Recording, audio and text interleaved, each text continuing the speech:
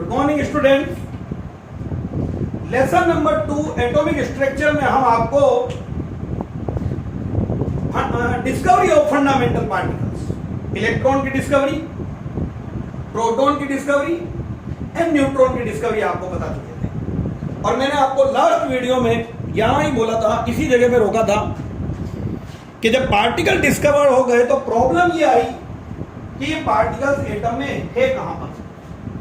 तो इस एम को लेकर के एक साइंटिस्ट आया, नाम है रदरफोर्ड। तो अब आपके पास में आता है स्कैटरिंग एक्सपेरिमेंट ऑफ रदरफोर्ड।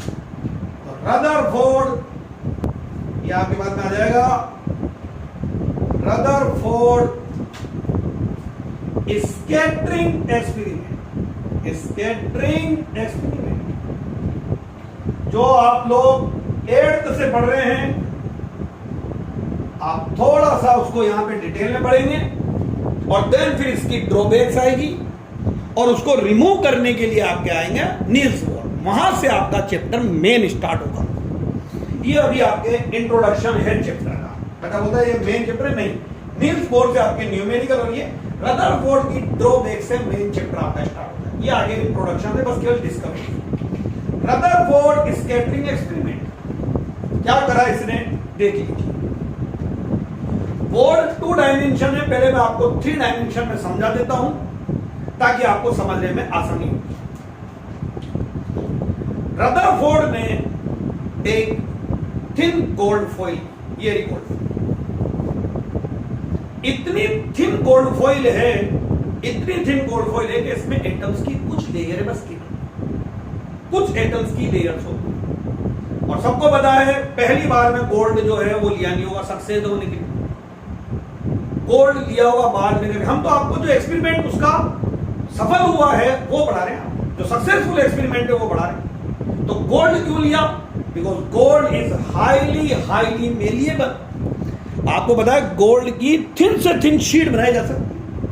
तो थिन गोल्ड शीट, कुछ एटम्स की लेयर है उसमें, इसके चारों तरफ ऐसे, ये देखना बोर्ड में ऐसा नहीं बन पाएगा, ये सर्कुलर स्क्रीन, जिंक सल्फाइड की स्क्रीन। जिंक सल्फाइड बिल्कुल ब्लैक होता है, जेड ब्लैक, तो ये जिंक सल्फाइड स्क्रीन, ये फॉइल लगी हुई है यहां मेरे हाथ में देख रहा है, ये फॉइल, और इसके चारों तरफ ये एक सर्कुलर जिंक सल्फाइड स्क्रीन। यहां पर मैं लगाई स्लिट, एक होल है ताकि एक परफेक्ट बीम आ सके अल्फा पार्टिकल्स की। आगे उसने लगाया source of alpha particle, radium, जो लेड में रखा था। अब डायग्राम को देख लीजिए कि कैसे है। इसके लिए सबसे पहले हम डायग्राम स्टार्ट करते हैं यहां से, सोर्स ऑफ अल्फा पार्टिकल्स। ये इसके अंदर में मैं आपको प्रीवियस वीडियो में बता चुका हूं अल्फा पार्टिकल क्या होते हैं। ये लेड है, लेड के अंदर में source of alpha particle which is radium यहां पर रखा है। ये हो गया आपके पास में source of alpha particles, source of alpha particle radium, ये रेडियम प्रदान है। यहां पे एक परफेक्ट बीम जाए, इसके लिए उन्होंने एक स्लिट लगाई, ये स्लिट, ताकि बस एक परफेक्ट बीम जा सके, ये स्लिट। उसके बाद यहां पर मैं thin gold foil, gold is a metal which is made up of extremely small particles called atoms according Dalton atomic theory। और अब एटम में इलेक्ट्रॉन है अकॉर्डिंग जे थॉमसन, एटम में प्रोटॉन है अकॉर्डिंग गोल्डस्टीन, एटम में neutron से according James Chadwick. कहां है वो पता लगा है। इसके चारों तरफ एक सर्कुलर जिंक सल्फाइड स्क्रीन, ये circular zinc sulphide screen. Zinc sulphide का कलर बिल्कुल ब्लैक होता है, तो ये circular zinc sulphide screen. Experiment देखना, मैंने आपको बता रखा है कोई भी एक्सपेरिमेंट है तो आप उसको 3 स्टेप में पढ़ोगे। एक्सपेरिमेंट, देन ऑब्जर्वेशन, क्या क्या ऑब्जर्व हुए, और फिर आपको पढ़ने हैं कंक्लूजन। उससे साइंटिस्ट क्या कंक्लूड कर रहा है, क्या कंक्लूजन निकाल रहा है। ये स्लिट हो गई, ये हो जाएगा आपके पास में circular zinc sulphide screen. Circular zinc sulphide screen, बीच में यहां पर लगी हुई है thin gold foil, thin gold foil. बस ये एक्सपेरिमेंट हो गया। तो एक्सपेरिमेंट दोबारा एक बार देखिए कि क्या हो रहा है। एक थिन गोल्ड फॉइल है, उसके चारों तरफ एक सर्कुलर जिंक सल्फाइड स्क्रीन लगी हुई है। देन उस पर अल्फा पार्टिकल की बॉम्बार्डमेंट करने के लिए एक स्लिट लगाई गई और देन उसके बाद में source of alpha particle. Alpha particle बता चुके हैं, helium nucleus is called alpha particle, और आप ऐसे बोल सकते हो helium atom which expand out 2 electrons is called alpha particle. अब यहां से अल्फा पार्टिकल भेजे गए, उसकी perfect beam of alpha particle वो गई और यहां स्ट्राइक करा, ये मैंने बताया था। तो इधर से अल्फा पार्टिकल आया, स्ट्राइक। अब सोचो उसके दिमाग में क्या चल रहा है रदरफोर्ड के। थोड़ी देर के लिए पार्टिकल्स आए, वो इस पर पे कोलिजन टक्कर करेंगे, एटम से फॉइल के अंदर में। तो एटम में पार्टिकल्स कैसे हिंड्रेंस क्रिएट कर रहे हैं, कैसे डिफिकल्टी क्रिएट कर रहे हैं, कैसे बाधा क्रिएट कर रहे हैं, उसके बेस पर वो प्रिडिक्ट करेगा कि कहां कहां पर क्या है। पार्टिकल भेजा, ये गया सीधा, एक बार 2 सीधे, 3 सीधे, 4 सीधे। तो पहला ऑब्जर्वेशन हर बच्चा याद रखेगा, most of the alpha particle 99.9% alpha particle underwent 99.9% underwent in a straight line without any deflection. Most of the alpha particle, about 99.9% alpha particle undergo in a straight line without any deflection. इससे फिर conclusion निकालेंगे। Next particle बढ़ाए, बढ़ाते बढ़ाते इसने कर दिए 2000 particle. तो 2000 में से एक पार्टिकल जो है थोड़े एंगल पर डेविएट, यहां से पार्टिकल गया और जाकर के टकरा करके सीधा नहीं गया, उस पर से इधर थोड़ा सा गोल्ड फॉइल लगी रही है, गोल्ड फॉइल पे पार्टिकल इधर से ला दिया, तो पार्टिकल आया तो सीधा नहीं गया, सर्कुलर स्क्रीन है। चलो और पार्टिकल बढ़ा है, पार्टिकल डिफ्लेक्ट होना स्टार्ट हो गया, डिफ्लेक्ट होना स्टार्ट हो गया। तो B, few particles deflect through small angle, few particles deflect through small angle, ये स्मॉल एंगल से होने लगे। पार्टिकल बढ़ाते जा रहे हैं। अब देखो पार्टिकल 90 तक पहुंच गए, पार्टिकल आया फॉइल पे टकराया और इधर 90 तक, फिर और बढ़ाए तो 90 से भी ज्यादा एंगल पर इधर आने लगे, इधर ऐसे पार्टिकल डिफ्लेक्ट होने लगे।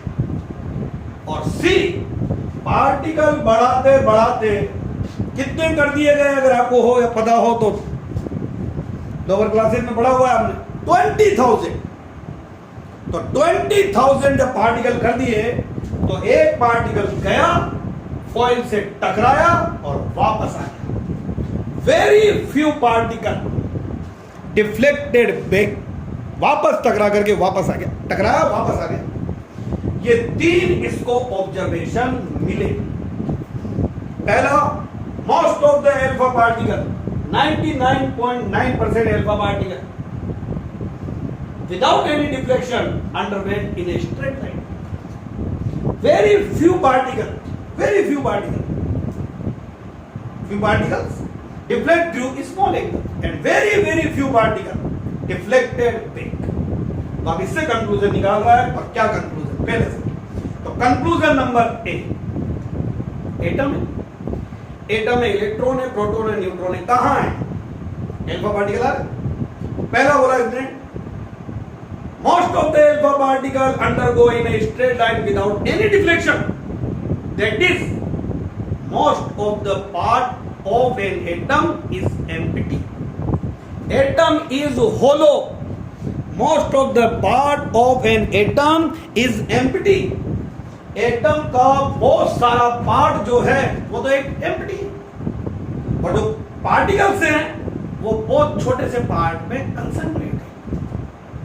तो पहला, most of the part of an atom is empty, that is atom is hollow. Number 2, few particles deflect through small angles. Since alpha particle is a positively charged particle, alpha particle जो हैं वो positively charged particle हैं. ये तभी possible है जब atom के centre में कोई पॉजिटिव बॉडी रखी हो. तो जब एल्फा पार्टिकल उनके पास से गया, तो जब एल्फा पार्टिकल उनके पास से जाएगा तो दोनों में रिपल्शन होगा. कोई पॉजिटिव बॉडी सेंटर में रखी हुई है और दोनों में रिपल्शन होगा, और दोनों में रिपल्शन की वजह से एल्फा पार्टिकल जो हैं वो थोड़े से डिफ्लेक्ट हो जाएंगे. दोबारा बोलता हूं, इसके लिए आपको डायग्राम में मैं बताता हूं. ये atom, most of the alpha particle undergo in a straight line without any deflection. That is atom. Most of the part of the atom is empty. Atom is hollow. Next, ये alpha particle जा रहे थे.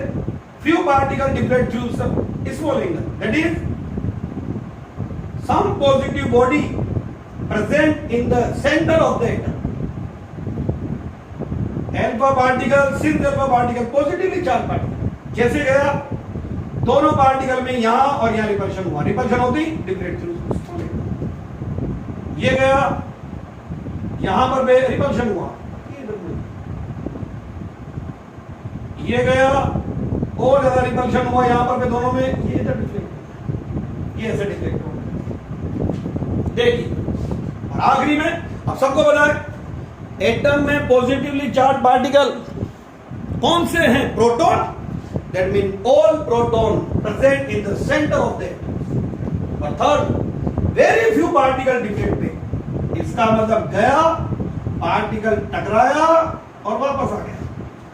Since alpha particle are heavy particle, alpha particle का mass 4 है, इसका मतलब centre में कोई हेवी ऑब्जेक्ट रखा हुआ है. अगर वो लाइटर होता तो एल्फा पार्टिकल अपने साथ ले जाता. तो since alpha particle heavy particle, that is some heavy object is placed at the centre of the atom. कोई हेवी ऑब्जेक्ट रखा हुआ है और इस हेवी ऑब्जेक्ट को नाम दिया न्यूक्लियस. तो न्यूक्लियस डिस्कवर्ड बाय रदरफोर्ड. और आपको पहले बता दिया एटम में मास वाले पार्टिकल कौन कौन से? Proton and neutron. तो एटम में प्रोटॉन के साथ साथ न्यूट्रॉन जो है वो भी न्यूक्लियस है. तो प्रोटॉन की पोजीशन पता चल गई, न्यूट्रॉन की पोजीशन पता चल गई. अब इलेक्ट्रॉन के लिए बोल दिया कि वो तो बहुत लाइट पार्टिकल होते हैं. Electron revolve around nucleus in a certain circular path, which is called orbit, shell and energy level. ये रदरफोर्ड का एक्सपेरिमेंट है. तो इसने बता दिया, न्यूक्लियस को डिस्कवर करा और न्यूक्लियस के अंदर प्रोटॉन और न्यूट्रॉन है और इलेक्ट्रॉन उसके चारों तरफ डिफरेंट शेल में रिवॉल्व कर रहे हैं. ये रदरफोर्ड का एक्सपेरिमेंट. और अब इसके बाद आता है Rutherford atomic model. Number 2 model. पहला मॉडल किसका था? थॉमसन का प्लम पुडिंग मॉडल, जिसमें केवल इलेक्ट्रॉन्स के बारे में था. अब ये तीनों के बारे में बताएगा.